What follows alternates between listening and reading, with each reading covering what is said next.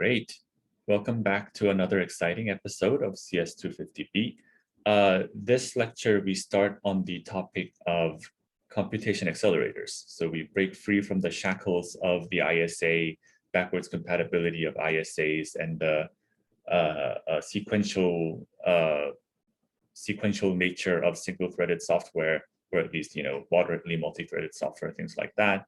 And we move to the realm of relative freedom, where we are free to design new systems and architectures for the whatever applications we think is interesting or important. So yes, this lecture is on the past, present, future of specialized accelerators. This lecture is, at least I think, a pivoting point, dividing the performance engineering topics from before and the lower level architecture topics that will come from here. And yeah, I think this is one of the most important topics that I want to talk about. So hopefully this will be interesting. Right.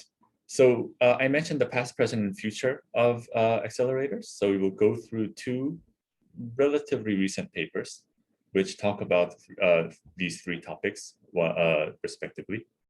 Talking about the past, why specialized accelerators, comes from a paper by Michael Taylor, who used to be at UCSD, now at, I think, Washington. Is dark silicon useful? We'll be talking about dark silicon and what it is. The present, where do the improvements of accelerators come from? Talking about the paper talking about the sources of inefficiency in general purpose chips and how we can remedy that.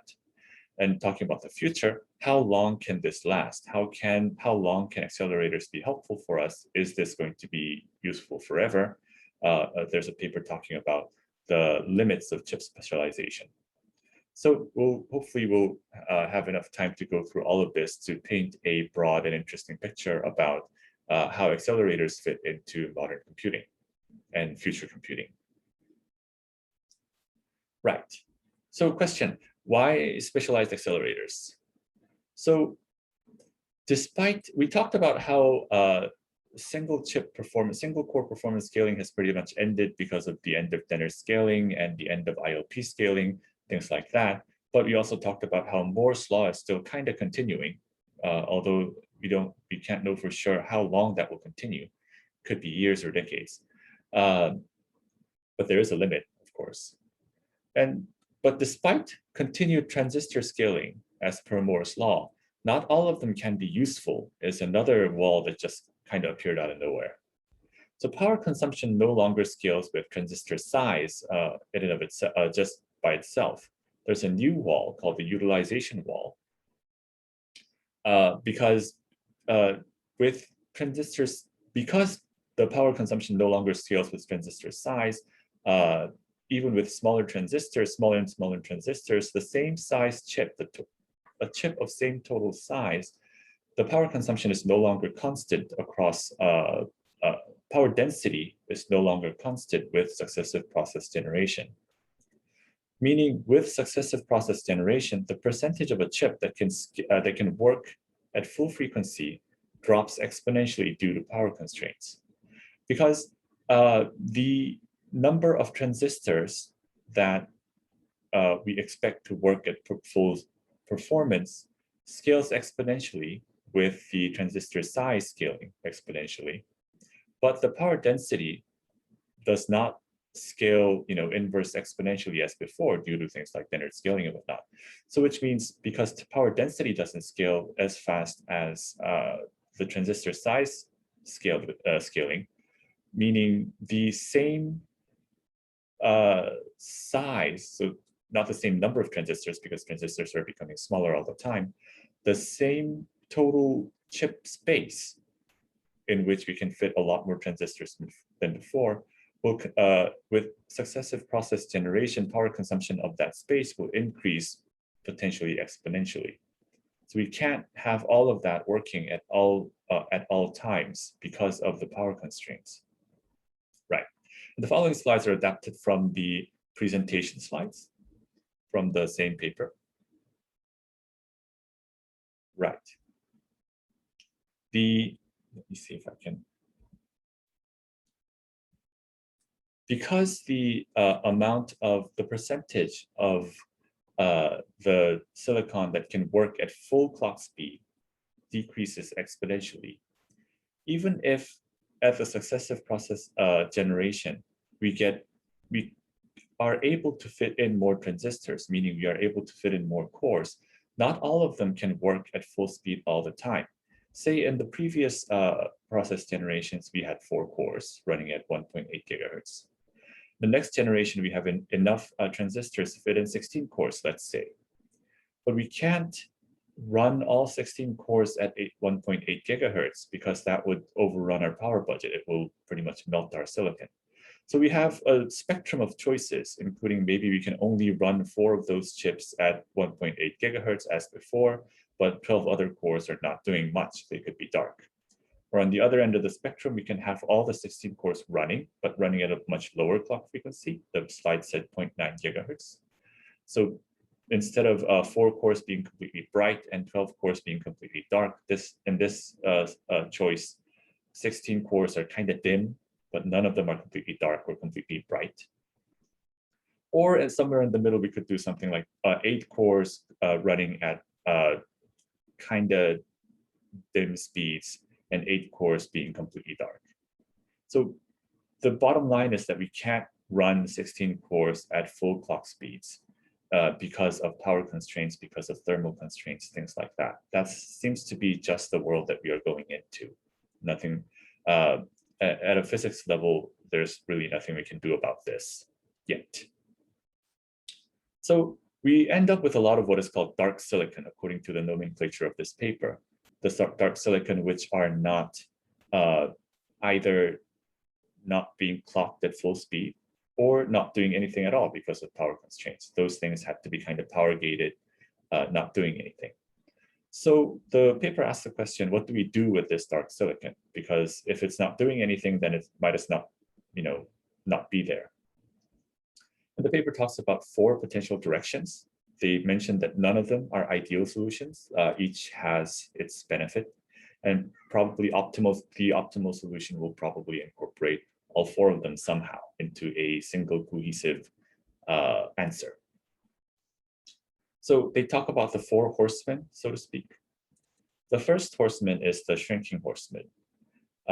Because the area is expensive, area of the chip that is actually doing work, that is. Silicon themselves are getting cheaper. Area is expensive. Chip designers can build smaller chips instead of having dark silicon in their design. So density is increasing. In order to reduce the total power budget of the chip, maybe we can make use of the same number of transistors and just have smaller chips.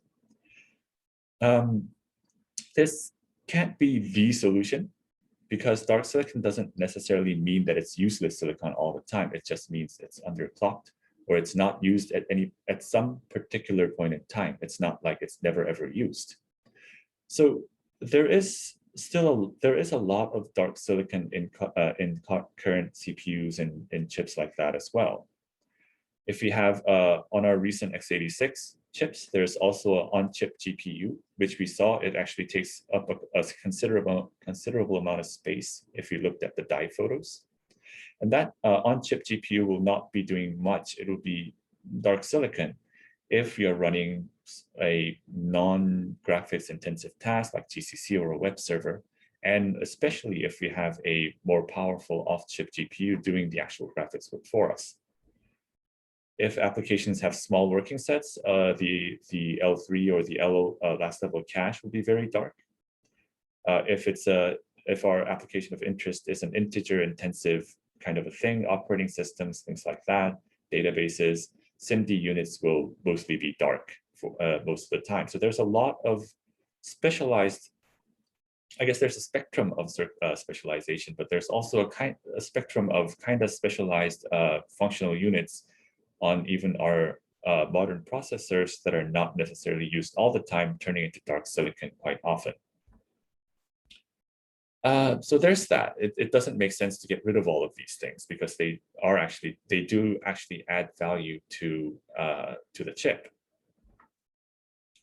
Also, there's market forces, including things like competition and margins.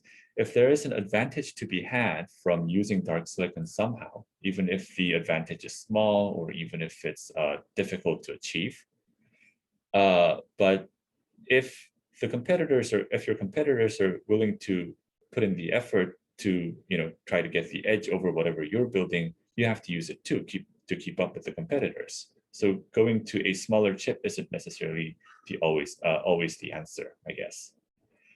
Getting smaller also comes with diminished returns, because savings of power, savings of a cost also exponentially diminishes as chips become very, very small, because there are overheads involved in designing and manufacturing the chip in the first place, including packaging, testing, marketing, and chips, physical chip structures like the I/O pads being what is actually connected to the pins and the legs that are of the chip that actually connects to the motherboard or connects to the PCB board.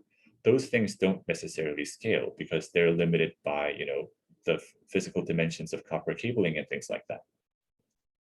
So there's also a limit to how far we can go with the shrinking horseman. Unlike, we don't know for sure if there's a hard set limit looming in terms of silicon size scaling. Yeah. And regardless of how small we make the chips, if there's an exponential increase in power density, there will also be an exponential rise in temperature, because power density leads to thermal density, which leads to temperature. So, of course, like we mentioned at the beginning of this section, none of these four approaches we're going to talk about is the ideal solution, but they are some solutions, like partial solutions in many cases. So some chips will shrink because transistor density is increasing and the work they have to do is sometimes pretty much fixed.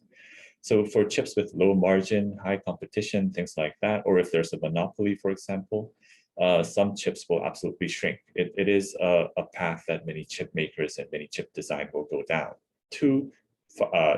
in light of the existence of dark silicon. So that's one way the paper authors project things moving forward. The second horseman is the dim horseman. The dim horseman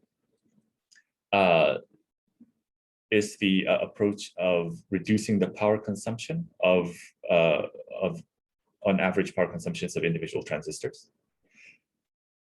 And there's a couple of different ways to approach this. The first one is spatial dimming. Would be having enough cores to exceed the power budget, meaning putting enough cores on the chip to make use of all the transistor budget, but underclock them. And this is what kind of happened with the first gen, second gen multi-cores from Intel, the Core 2, these kind of chips.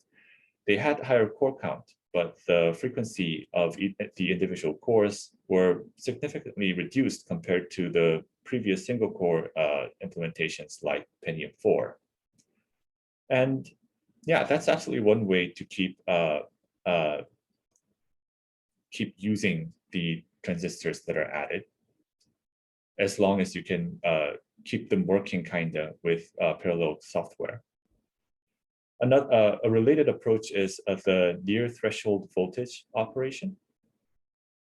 Trying to reduce the voltage of instead of the clock, trying to reduce the voltage of operation as low as possible until we test the limits of stable circuitry. Of course, if you lower the voltage, I won't talk about how these two things are connected because it goes a little bit into physics and EE. But if you lower the voltage, this also results in slower clock, which in turn results in slower performance. But if we have enough transistors leading to enough cores, then we can kind of make it up with dim cores. Of course, it won't be as good if with some magic we are able to keep all of the many cores running at full capacity, but it's better than nothing given the existence of dark silicon pretty much. The caveat here is that we need to keep all the cores running, doing good work, including things like we need to write good parallelized software, which is subject to things like Amdahl's law, et cetera, et cetera. Another approach in the dim horseman approach is temporal dimming, as opposed to the spatial dimming we talked about. Temporal dimming involves having enough cores to exceed the power budget, as before, but use them only in bursts. For example, we can have dim cores running at either low voltages or low clock speeds, but overclock them when work is, there's a lot of work to be done. And at least these technologies are pretty much already very widespread in the desktops, CPUs and server CPUs that we have on our desktops and servers, in the form of things like dynamic voltage scaling, dynamic frequency scaling, DVFS, or dynamic voltage and frequency scaling, so DVFS. So if the workloads becomes too intense, the clock speed kind of automatically is adjusted by the CPU or the operating system so that it won't go over the power budget. And we kind of alluded to this functionality in modern processors when we were talking about the performance impact of AVX 512 in the previous lecture. But there are different ways that this is being used as well. For example, if you have an ARM processor, a modern ARM processor in a mobile phone, which has 4 cores, 8 cores, whatever, the total power budget, the peak power budget at least, of the A15 chip is way above the sustainable levels for a mobile phone. If you are running the CPU and the GPU or whatever at full clock frequencies, at full capacity all the time, then very quickly the phone will become, remember, if we remember one of the first slide decks with the thermal scaling numbers with processor technology becoming smaller and smaller, the power density of these chips can go to nuclear reactor levels of power density. So if you keep it up at all times, the phone will pretty much become too hot to hold in your hand. So these chips' power usage is way above what is sustainable for a mobile phone. But what they can do is maybe it would be nice if you can go into a little bit of detail about the ARM Big Little architecture as well.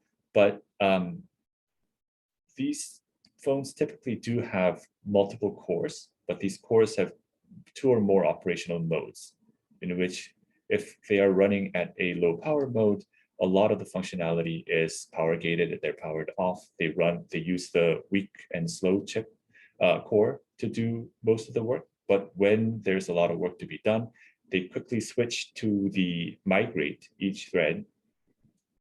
It's a complicated, there's a nuanced difference between actually migrating to different cores, but we won't go into details here.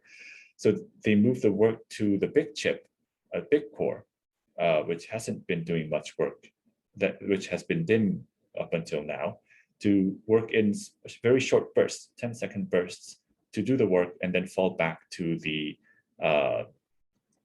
come back to the small cores before the thermal effects pile up too much. And this is a technology that is already being used widely in our servers and mobile phones. So these 2 approaches were the dim horseman approach. We can have enough cores, but we can't always have them working at full speed all the time because there is a limitation of dark silicon. There needs to be a certain percentage of dark silicon, either temporally or spatially, or else we will exceed our safe power budgets.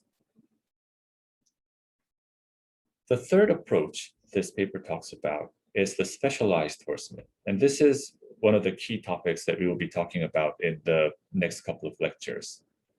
And the paper states that we can use all of that dark silicon area, which will not always be used and will be power gated most of the time, to build specialized cores.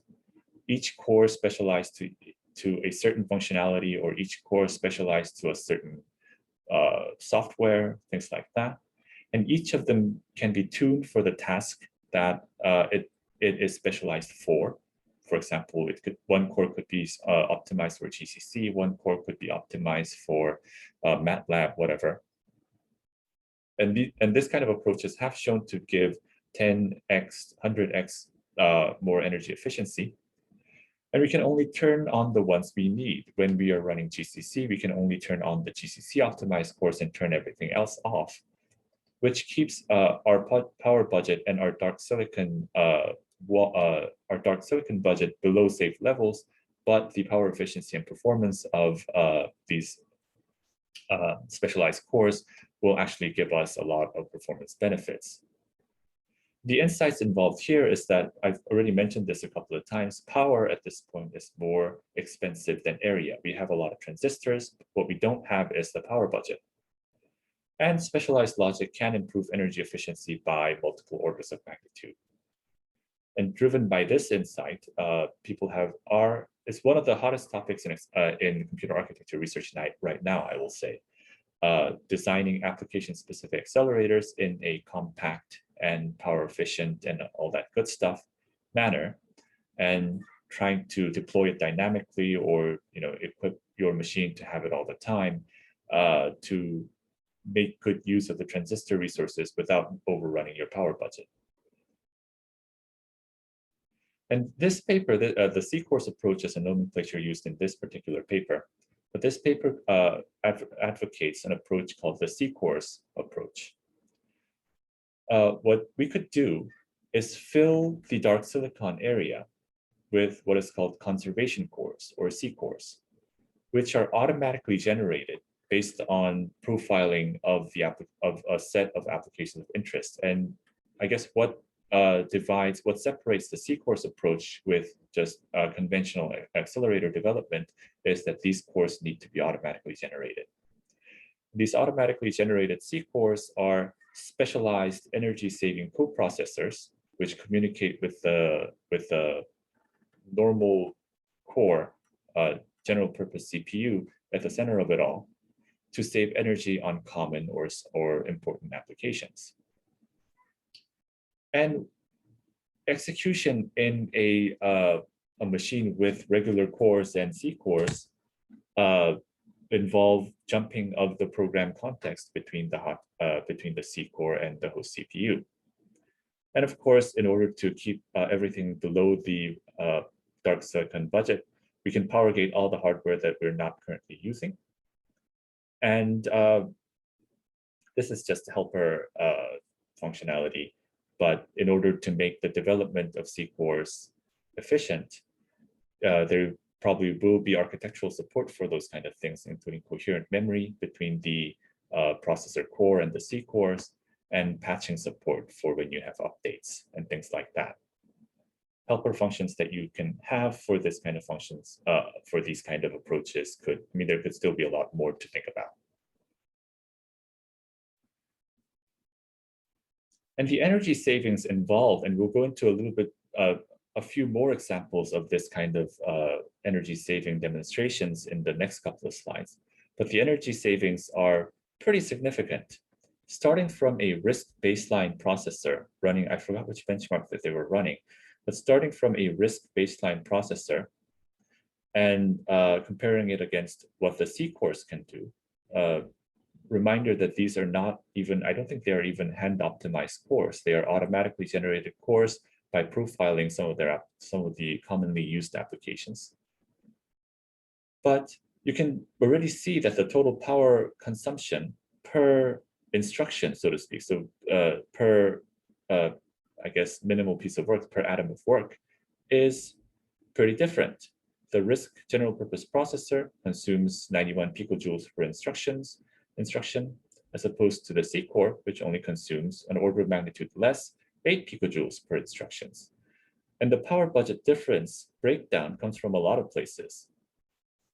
The actual computation data path, there's a very big difference. The original general purpose processor, 38% of the total power budget was being used by the data path because the execution of even the useful work that is involved in running these benchmarks need to share one ALU and need to share a general purpose computing fabric that was designed once and had all the computation needs to fit around it. Compared to that, if you have an optimized data path that tries to do its best for the application at hand, that power consumption, there's a very big power consumption difference. At least in this paper's approach, at least the data cache power consumption doesn't change very much, I guess, because the same kind of buffering, etc., needs to be done. But because the C cores are not accelerators, I guess the kind of accelerators that these guys are designing doesn't have general purpose instruction sets, so to speak. So the I-cache power consumption disappears. Because we don't have an instruction set, the fetch and decode power consumption disappears. Because we don't have general purpose instructions, register file power consumption also disappears, leading to 11x power efficiency improvement. And I guess this chart kind of reinforces the point that I've been making a couple of times in the previous slides as well, about how the majority of power consumption in modern processors don't come from the actual work that they're doing. It typically comes from sustaining the general purposeness of the processor, including things like the instruction cache, the fetch and decode, register file, things like that. So that's the third approach, the specialized horseman. And the last horseman in the paper mentioned is the Deus Ex Machina horseman. To give a slight reminder of what Deus Ex Machina is, it is a plot device in, I guess, books or plays, where a seemingly unsolvable problem is suddenly and abruptly solved with the unexpected intervention of some new thing. Which means this Deus Ex Machina horseman just encompasses something that we don't, a magical solution that we don't know about yet. For example, MOSFETs, which are being used to build transistors in modern processors, are the fundamental problem. If Dennard scaling is still continuing, we won't be in any of these problems at all.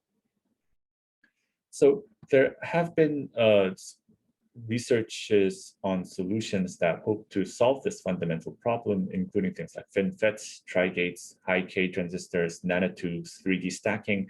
All these approaches have shown one-time improvements. So they do mitigate the problem sometimes.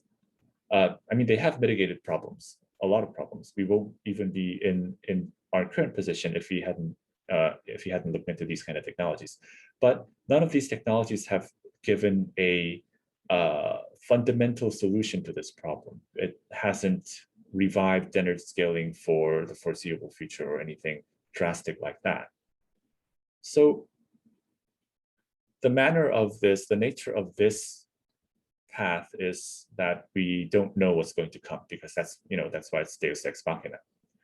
And there's a lot of research going on in this possible beyond CMOS device directions. And I'm going to admit that I don't know about most of these things. I just have passing, I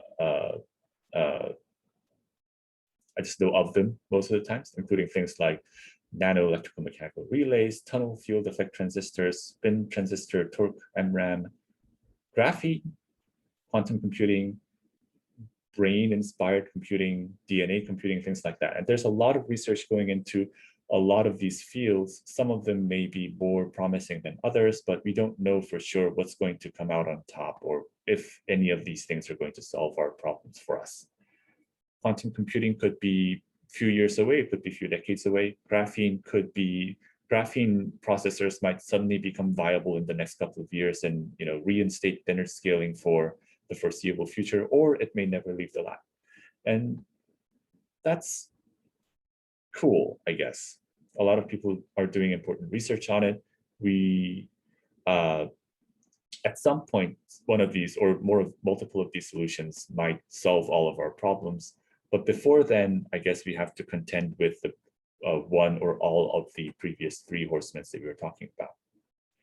But for the purpose of this course, since things like the dim horsemen and the shrinking horsemen are less of importance to us, we'll be spending a lot more time on the specialized approach, building accelerators, application-specific accelerators to get performance and power efficiency.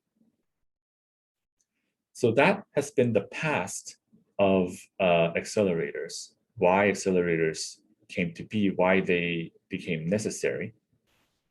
So the next step goes into the present.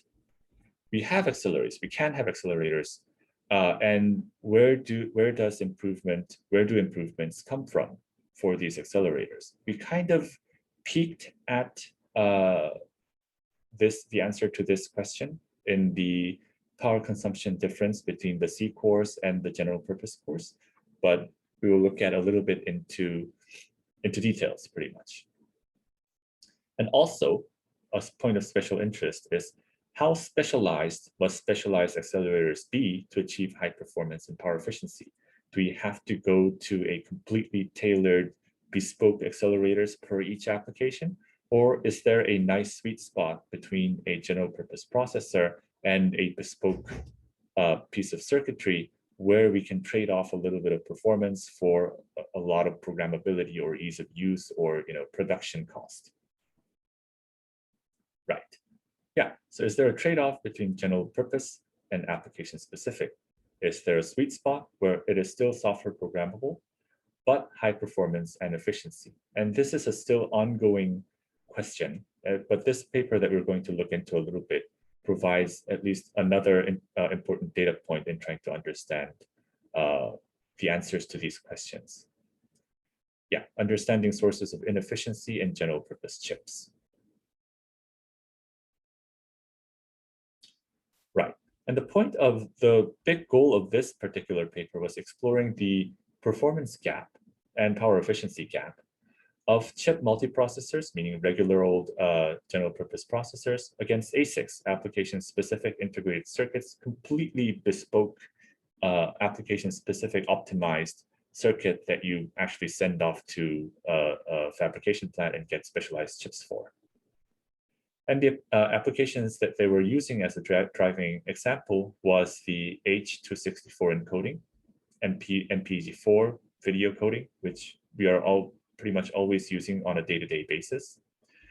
Because if you were to try to implement this algorithm in software and then compare the performance against ASICs, there's a very, very big gap to explore. That's why they chose this particular applications. Right. So the authors compare the ASIC implementation against software. And the approach that they take is that they slowly modify the general purpose processor, making it more and more specific for this particular application until it actually becomes the ASIC. And they explore what are the improvements at each stage to try to figure out, try to reason about what is the, how good is the trade-off for between programmability and performance at each of these improvement stages. So they start with these kind of bimodal state of things. They have two execution instances of the MP4 decoding on an SD video and an HD video. And the performance between these two and of course the ASIC implementation, completely new circuits. Performance is such, ASICs can always uphold 30 frames per second, as opposed to the software implementation running on HD video only giving 11 frames per second. For the SD video, the software can also keep up with 30 frames per second. Chip area, comparing the ASIC implementation against the entirety of the chip multiprocessor, there's a more than an order of magnitude difference. And the energy consumption per frame is there's multiple orders of magnitudes of difference, hundreds, thousands of times of power efficiency difference. So the authors explore the gap and try to find sweet spots in between. Right.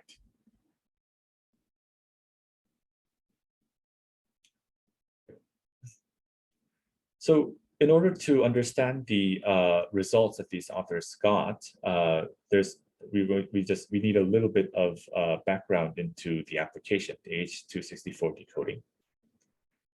Most computation involved in video decoding here is divided into 4 steps. And I preface this by saying we don't need to understand what these things do, at least for our purposes, in detail. We just need to know that there are 4 stages, and the computation characteristics for these things are kind of different. There are 4 stages: integer motion estimations, computes the vector of image block motions, the fractional motion estimations, which refines the initial match of what we did in the first stage, the intra-prediction plus transform and quantization stage, makes a prediction of the next frame, I guess, based on the surrounding image blocks, and the context adaptive binary arithmetic coding, which encodes the bits. So individual steps are not important for us right now. The only thing, like I said, importance for us right now is that there are 4 steps, and they have computational characteristics differences, and which differences will become apparent as we move on. Right. So if you break down these 4, the total performance and power consumption across these 4 different stages, there's a pretty big, let's see, performance gap compared to the ASICs and general purpose processors. There's anything between 16x performance difference all the way to 525x performance difference. That's a pretty big performance gap. But there's also even larger energy gap. Even the stage, the 4th stage, which has only 16x performance differential, suffers a over 200x energy gap, just because the energy consumption of the optimized ASIC is so low. And if you look at the stage that is significantly slower, the energy gap becomes even larger. 700x energy gap is nothing to sneeze at. And the question becomes, how can we close this gap? So if you break down the energy consumption like per frame, so we're measuring the energy consumption breakdown in terms of millijoules per frame. So let's see. So for 4 of these stages, including the total, we're looking at the energy consumption of the instruction fetch stage, the data cache stage. I forgot what PIP is, pipelines maybe, pipeline registers. Anyways, control logic, register files, functional units, and things like that. So if you look at the power consumption breakdown, the energy consumption breakdown of all of these units, an interesting thing that comes up is that the functional units, which do the actual work, is responsible for only maybe 6% of the total energy consumption. So the functional units, of course, there would be ways to reduce the power consumption of the functional units as well. But if at least just because they're only consuming, say, 6% of the total power budget, if we can only leave this and try to get rid of everything else, even that would be very good for us as well. And the instruction fetch stage, which involves the instruction fetch and decode and instruction cache, is already responsible for 30% of the total energy budget. And if we were talking about accelerators with none of these things, which require none of these things, we will automatically get rid of all of that. But maybe we don't want to go all the way to a completely bespoke accelerator with no instruction set architecture at all. So yeah, this is just an observation at this point. As an aside, I think I heard someone mention, describe an accelerator using the phrase, it is a processor that only has one ISA instruction. So there's one specialized, very complex ISA instruction that it executes repeatedly. And yeah, if your system only has one instruction, then the instruction fetch and decode stages will be much, much simpler, I guess. So with these observation, we can move forward. So the paper authors tried 3 steps of customization. First, they tried adding SIMD and VLIW. So at this point, we're still very general. It would be kind of like having AVX on an x86 processor. And the point of SIMD and very long instruction word formats is to improve the ratio of computation to instruction fetch and decoding. So to reduce the relative overhead of instruction fetch and decoding. This is a relatively general solution, as we already know from the fact that this exists in modern processors already. The next step would be adding specialized instructions, more complex instructions that are not necessarily just general purpose SIMD, new instructions, still following the ISA operand structure. So things like For example, if this is a RISC-V kind of a processor, maybe 2 register inputs and 1 register output format. Well, yeah, I talked about this already.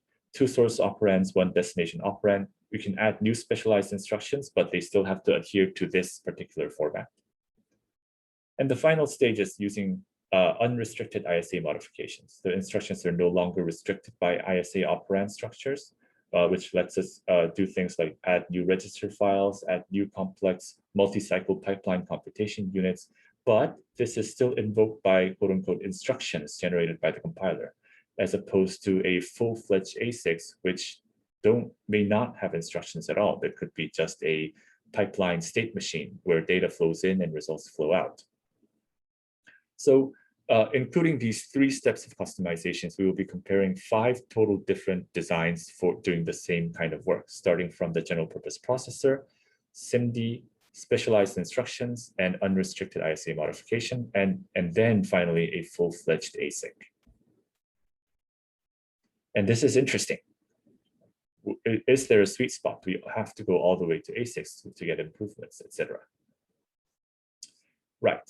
And the authors used something that is approaches that is even exceeding what AVX does, at least right now.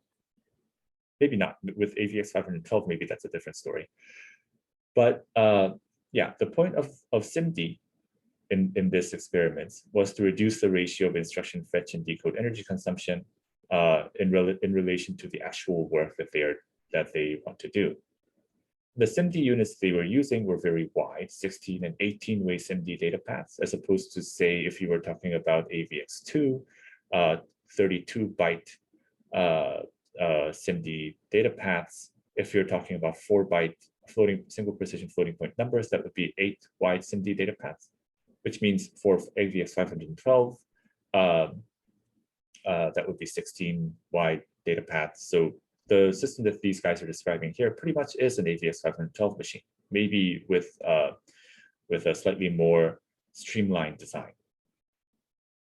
VLIW, very long instruction word. I think you should have dealt with this in graduate level computer architecture already, but VLIW is a way of executing many instructions in parallel. So every cycle they try to issue multiple instruction to the execute unit per cycle.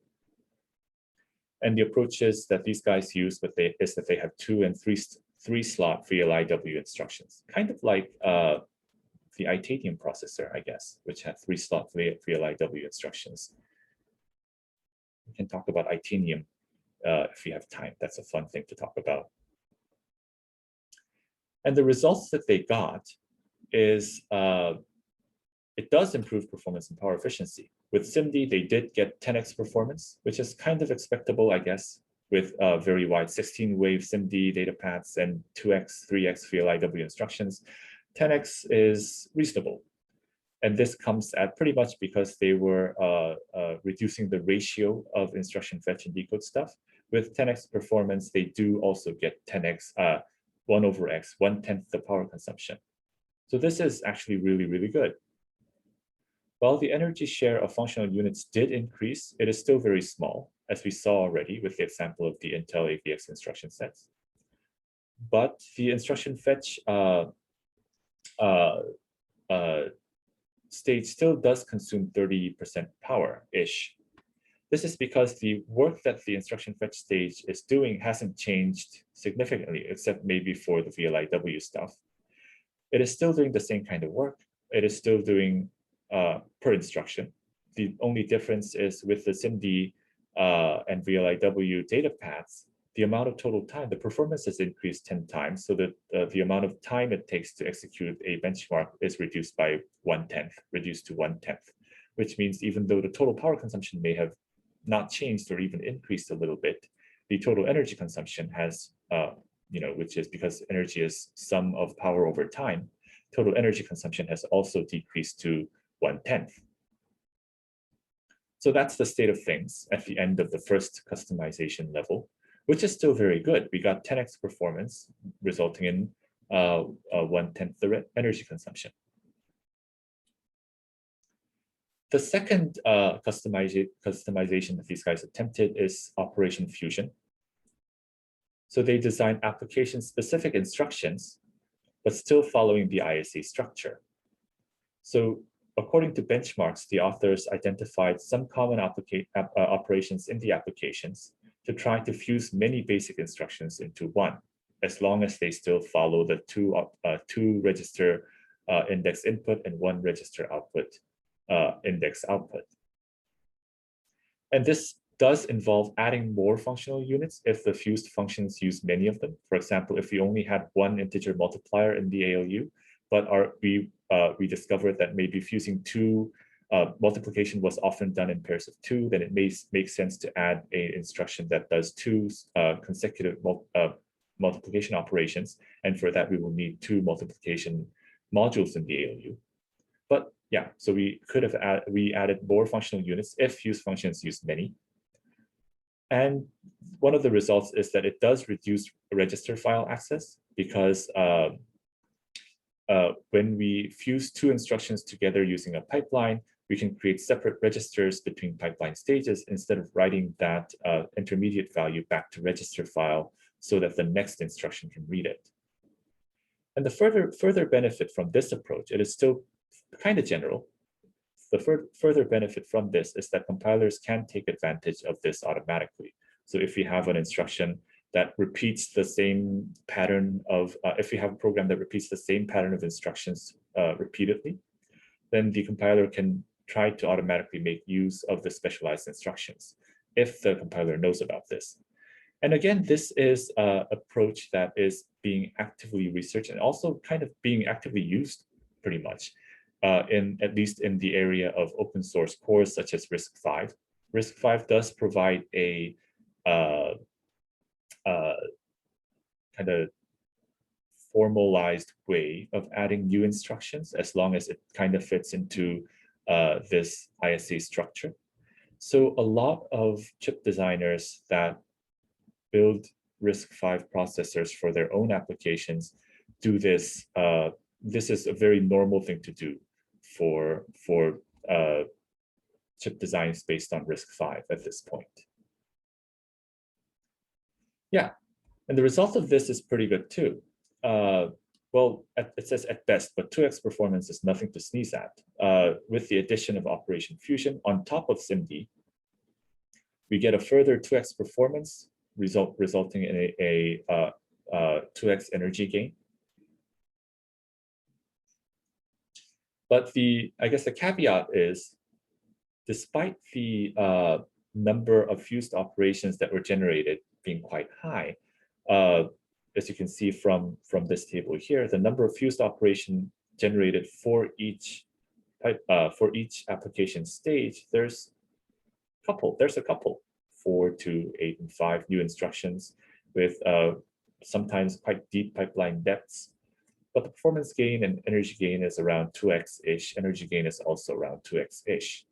This is, I think, still kind of good. This is still very good. 2x performance is nothing to sneeze at, especially in the area of computer architecture. But it's not, say, 10x performance improvements we saw with SIMD. Bear in mind, this is also on top of SIMD as well. The reason is that basic operations are still kind of simple. 2 registers going in, 1 register is going out. If the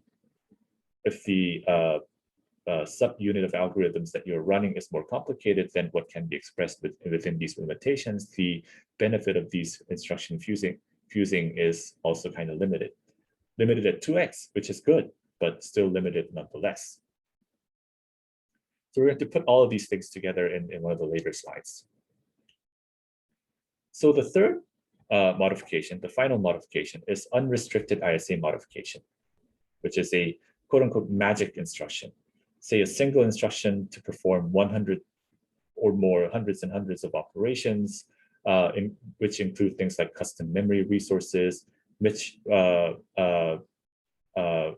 if you have custom memory resources like different cache, independent cache blocks dedicated to these magic instruction units, these magic instructions can access these memory resources without additional instructions. So basically, this is turning into kind of a chiplet-ish sub coprocessor module So this is basically turning into C cores.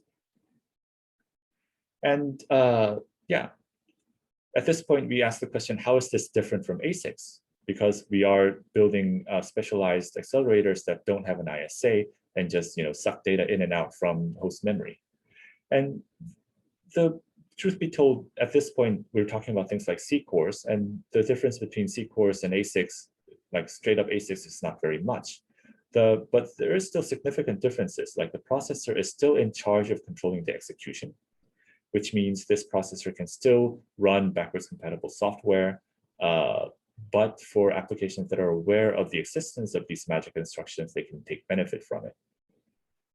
And yeah, and magic instructions still do perform a single, albeit complex, deterministic operation. So the compiler and build tools can still reason about how these things are going to work. So we talked about 3 optimization levels. And what's interesting looking back at this paper from 10 years ago is a lot of the customizations that this paper talked about is becoming pretty much reality. SIMD and AVX has been, it's not even new at this point. It's just something that's there already. Custom instructions using Operation Fusion is being actively used in at least open source processor spaces like RISC-V and other places as well. And even this unrestricted ISA modification approach is expected to become, at least kind of expected to become reality pretty soon with the things like, I'm aware that there are provisions in the AVX 512 design for using the 520 12-bit data path to move data to a special dynamically configurable chip region filled with FPGAs, where the programmer can design this kind of magic instructions within the resource limitations of the on-chip FPGA and make it work as if this work like this magic instruction that we're talking about. Their own memory resources, very complex instructions, multiple cycles of latency, hundreds and thousands of cycles of latency even, and things like that. So this is going to become reality. At least it's projected to become reality unless something weird happens. And I'm also aware that even AMD recently filed a patent about extending custom instructions using embedded FPGAs for designing magic instructions. So even this 3rd level of customization is likely to become reality in the foreseeable, very near future. And how do these 3 things add up? How do these 3 things compare? If we compare the performance increase from, so for each of these 4 application stages, we're looking at the performance improvement of the RISC processor with SIMD, with Operation Fusion, and the magic instruction, and then compare that against the ASIC implementation. And with Operation Fusion, and bear in mind that this y-axis is logarithmic, so it's an exponential scale. Even with Operation Fusion, we are still an order of magnitude or more away from the ASIC performance.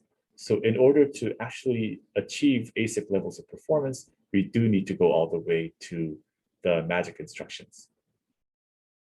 But of course, once we go to the magic instruction part, we are moving the programmability performance slider quite most of the way to the right until we are pretty much reaching ASIC levels. So given this chart, the trade-off decisions that chip manufacturers or whoever might make will depend on, I guess, external factors, including how much performance they actually need, what kind of applications they're dealing with, and what's the state of the market right now, things like that. But this is an information that we can have in our heads. We start from the RISC general purpose processor, which the performance is normalized to 1. ASICs do give us 2 or more than 2 orders of magnitude performance improvements. And as we add these architectural improvements, moving our slider closer and closer to ASICs, we do get within an order of magnitude performance with Operation Fusion levels of change. But in order to actually get to equal footing, we do need to go pretty much all the way. And what choice you make here depends on, I guess, external factors. So that was performance. And if you look at the energy improvement breakdown, the story is kind of similar. Again, this is exponential scale. And energy efficiency does decrease as performance increases with these new improvements. But unlike performance, even though the magic instructions were giving us pretty much the same amount of performance compared to ASICs, because these general purpose plus magic instruction fabric does have, it still has things like instruction decode and things like that, although the relative amount of it is quite low, they do still suffer a significant energy efficiency gap. So this is another thing I guess you can keep in your head when you want to reason about these things. Another interesting figure to look at is if we look at the power consumption breakdown between the text might be a little bit small, but if you look at the power consumption breakdown between the functional unit, the register file, et cetera, all the way to the instruction fetch, and we compare the power consumption breakdown comparing from the RISC processor to all the way to the magic instruction. Even when we went all the way to the magic instruction implementation, the functional unit ratio did improve drastically compared to the this block here, compared to when we started with the RISC processor, and compare that to where we got with the magic instructions. The functional unit ratio did improve drastically, but it's still not dominant. It is still less than 50%. Things like instruction fetch and things like that are still taking up a lot of energy. However, if we compare this against ASICs, the energy of the functional unit itself, just because it needs additional circuitry to communicate with the core, the general purpose cores and things like that, even the energy consumption of the functional unit already exceeded the total energy consumption of the ASIC. So in terms of energy efficiency, ASICs are pretty much the end game. Yeah. I don't know what the single core takeaway from this would be, but it is an important and interesting performance and power relations to have when reasoning about these things. I guess the bottom line is that ASICs they're a pain to create and manufacture, but they are, in terms of performance, in terms of power efficiency, they're pretty much dominant. Right. The answer to where the improvement comes from is that performance-wise, application-specific data path is enough. But in energy-wise, even control path, not just the data path, even the control path, including things like instruction fetch and decode and caches and things like that, even they must be optimized their way to reach ASIC levels, because as usual, instruction fetch and decode is the expensive part. Yeah, if you want be-all, end-all kind of energy efficiency, even extensible processors are not enough. We actually do have to go all the way to application-specific accelerators.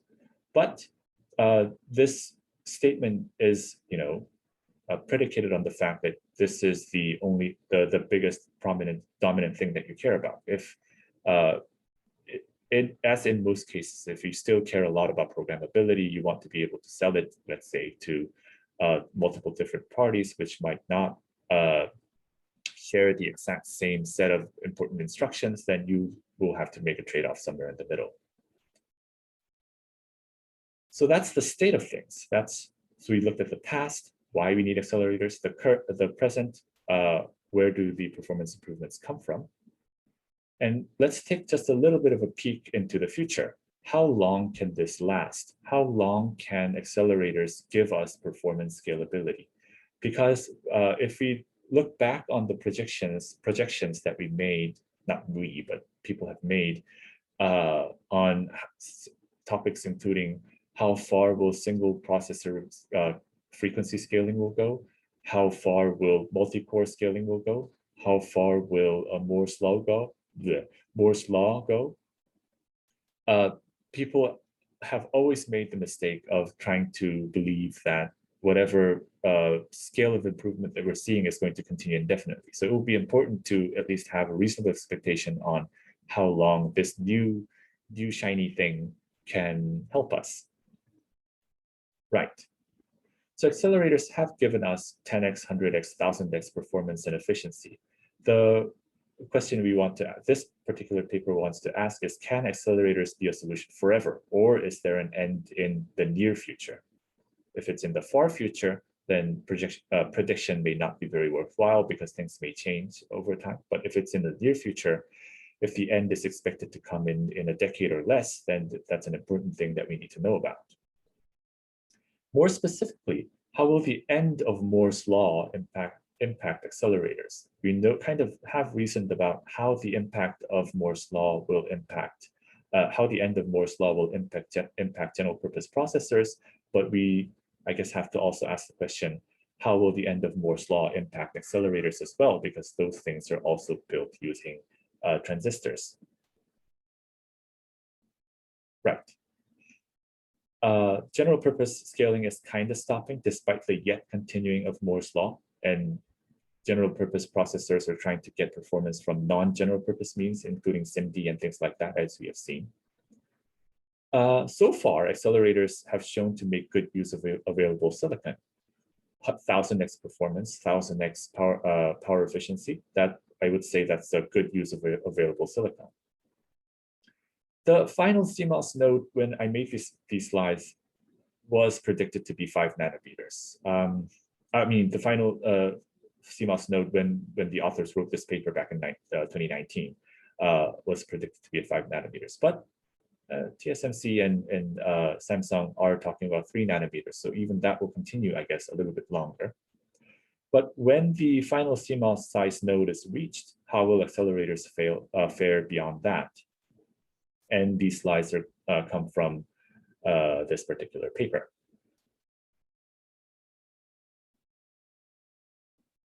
Right. The big question that these authors are trying to answer is, what part of the accelerator design comes from CMOS technology scaling, and what part of the accelerator benefit comes from accelerator design? So if all of the improvements come from technology scaling, then with the end of Moore's law, the benefit of accelerators will not the benefit of accelerators, but the performance scaling of accelerators compared to accelerators from a year before will also stall. So one example that the authors used is gaming on GPUs. Over the course of 5-ish years, we've seen 5x throughput improvement, in which the contribution of CMOS scaling was 4x, and improvement via architecture was only about 1x, chip specialization return. And the question is, the question authors ask is that, is this a general trend? If the chip specialization return or improvement via architecture is expected to be small across the board for all applications, and all the performance ever comes from CMOS scaling, and with the end of CMOS scaling, the performance improvements of ASICs will also stall. So yeah, the authors did kind of a statistical research. So they analyzed thousands of existing chips. They discovered a trend of transistor budgets per CMOS node and power envelope. So in this chart, they look at the die area exponentially increasing, transistor count exponentially increasing, and they show a nice little trend here, which is expected. And on the right chart, we see the total power budget, the thermal power budget envelope increasing. And on the y-axis, we see the transistor count multiplied by the frequency, which is pretty much the stand-in for power consumption. And as the chip production nodes improve, so this red line is for 55 nanometers, the blue line is for 32 nanometers, the green line is for 22 nanometers, and so on. The within the same thermal power budget, the performance we get, so transistors multiplied by the frequency, do increase. So that's also expected, but it's nice to have it in data. Right. And wait, let me see if I understand this correctly.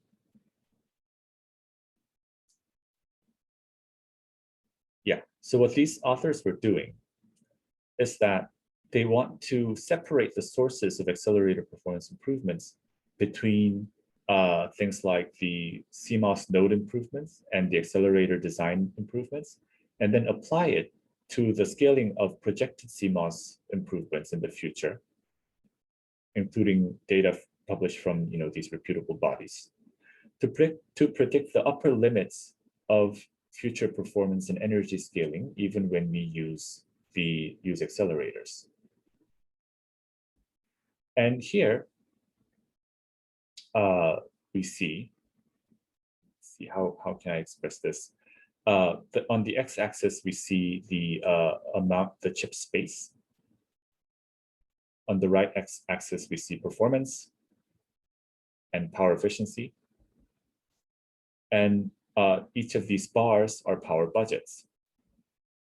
Oh no, each of these bars are transistor nodes, and the y-axis is how much performance can we get with these nodes, given how much power budget that we have. So on the top here, the black regions mean in order to reach this performance, we have to consume 800 watts or more of power. This is a lot, considering modern CPUs are typically designed around the power budget of around 100 watts.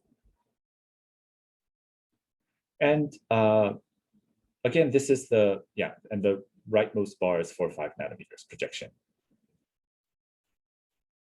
And again, this is information from when the authors first wrote the paper, but the current predictions back in 2019 was saying the 5 nanometers will be the final CMOS node.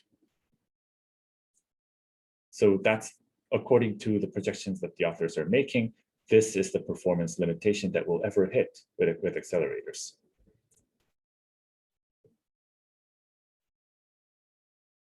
And if you go a little bit deeper into the individual applications, let me see if I actually have the first application they were looking at was as alluded to before, GPU gaming. If you look at the absolute performance improvements with node technologies, absolute performance has always increased, as you can see. But the percentage of the performance improvements coming from the chip design, having better chip design, is not particularly increasing. The performance is typically coming from the CMOS scaling for GPUs. And the same story with power efficiency. Power efficiency has always increased with CMOS scaling, but the portion of that comes from chip design, as opposed to, I wouldn't say freebies, but things that just naturally come from the CMOS technology improvements, is also stagnating. Another application is video decoding, which we looked at with the second paper already. With the flow of time, the performance, which is the bar chart, the green bar chart, the performance of these video decoders have kind of always increased. But again, these improvements, and these are from published papers, again, the portion of this performance that comes from CMOS scaling, portion of these improvement that comes from chip specialization return, coming from better design, is always kind of stagnating. A lot of these performance improvements actually coming from CMOS scaling. Again, that's the same story with power efficiency. Power efficiency has always increased pretty much, but a lot of that actually comes from the CMOS scaling. Chip specialization returns have always kind of stagnated. Another application, neural network inference on FPGAs, which is all the craze nowadays. Absolute performance is always scaling. It's actually scaling really, really well, actually. on AlexNet and VGG16. And specialization returns also increase is kind of scaling, which is promising. I guess there's a lot of research going on there. But it is not recently, but back in 2019, it was already kind of stagnating as well, specialization returns. So eventually, or pretty much already, even the performance of, say, neural network inference and FPGAs, a lot of the power performance improvements are coming from the CMOS scaling. So, just by getting better chips from Xilinx, as opposed to more effective chip design. Same story for energy efficiency. Energy efficiency specialization also increased for a while before stagnating. Same for VGG16. And yeah, compared to things like gaming, the first application, and the video decoding, which are applications that have been around for a long time. People know a lot about it in detail, like what the good architectures for this would be. Neural network inference and FPGAs have been a relatively new application. So new algorithms have driven a development improvement for some time, but even that seems to be stagnating recently. I think the last application is Bitcoin mining. Same story as before. As we move from CPU, GPU, FPGA, and ASIC, performance, so gigahashes per second, have improved pretty much exponentially. This is exponential scale. It's a quite phenomenal amount of improvement. But if you look, so that's the mint colored chart. But if you look at the chip specialization return portion of this performance improvement per technology node, at least, for example, for GPUs, they're pretty much the same. For ASICs, they improve a little bit, but they're also not as quickly increasing as the total performance improvement. So even these are being driven by CMOS performance scaling as opposed to better chip design. The story becomes even worse when you go to energy efficiency. Maybe not worse. For GPUs, it's improving, I guess. But for ASICs, it's decreasing even. So yeah, that's the state of things right now. So this might seem a little bit, maybe I don't want to say alarmist, but it might seem kind of bleak, because right now it's building application-specific accelerators, be it things like C-cores or magic instructions or ASICs, they pretty much are, at least right now, looking at the technology that we have already in our hands, it is pretty much our best bet at continuing performance scaling with the looming end of Moore's law and already end of standard scaling. With the state of the microprocessor technologies right now, with the stagnating ILP levels, things like that, accelerators are pretty much our only chance at continuing performance scaling into the foreseeable future. But this paper is telling us that even that will probably stagnate once Moore's law actually ends with any sort of finality. But I'm going to argue that this isn't the slide that says that. Anyways, yeah, the conclusion of the paper is that chip specialization is one of the most prominent solutions to dark silicon. And there's still a lot of work and research to be done to actually make use of chip specialization in any sort of a widely distributed way. So we're not quite there even at the level of hitting the CMOS kind of limitations. We're still at the starting point pretty much, trying to use this at all. But it is still, unfortunately, not a long-term solution beyond the end of Moore's law.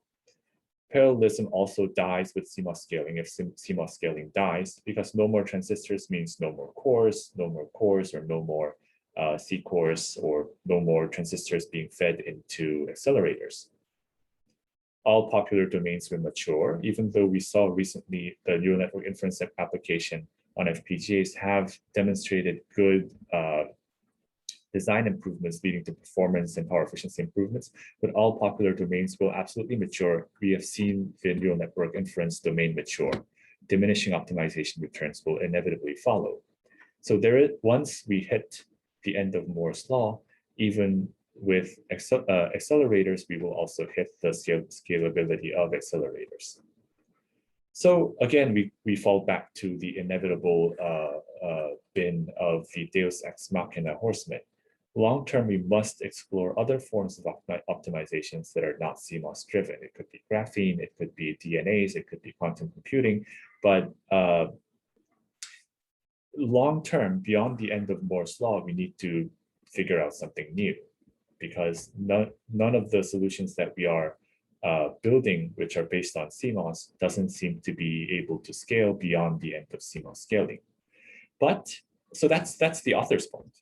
But since we're at the end of the lecture time, I'm personally going to argue that, as I alluded to before, we are not yet at the starting point of, we are still kind of at the starting point of trying to use application-specific accelerators for and making use of their performance and power efficiency benefits. Until we have a viable long-term solution, be it graphene or whatever, this is the best bet that we have. And there's still a lot of research, a lot of market momentum to overcome before we can actually even partially make use of the benefits that we were talking about. For example, instruction fusion that we talked about in the second paper, that will give us a certain amount of performance improvements before we have to make the jump to magic instructions. But even that is not, for example, widespread or generally available in desktop or server class machines yet. So there's still a lot of work to be done, even though there is a definitive limit of scaling that we can kind of project will happen.